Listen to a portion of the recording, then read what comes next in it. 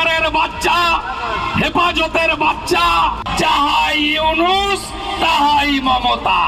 শুভেন্দু বাংলাদেশ নিয়ে একে নেই। কলকাতা শহরে যে গার্বেজটা আজকে সকালে উঠেছে, ওটা যদি কার্গো প্লেন আমাদের এত আছে, আমরা উপরে নিয়ে গিয়ে শুধু ঢাকনাটা খুলে দিই, মোল্লা ইউনূস সহ গোটা ঢাকা চাপা পড়ে যাবে। বাংলাদেশের সীমান্ত ঘেঁষে রাজ্যের মুখ্যমন্ত্রী হতে যাওয়া এই শুভেন্দু অধিকারী বাংলাদেশ নিয়ে 2024 সালের 5 আগস্টের পর হাসিনাকে সমর্থন জানিয়ে কি বলেছিলেন দর্শকদের তা একটু মনে করিয়ে দিতে চাই। বাংলাদেশের সঙ্গে যুদ্ধ ভারতের কাছে তো কয়েকদিনের ব্যাপার নয়, কয়েক মিনিটেই ফয়সলা হয়ে যাবে। বাংলাদেশের সাথে ভারতের যুদ্ধ নিয়েও মন্তব্য করেন তিনি।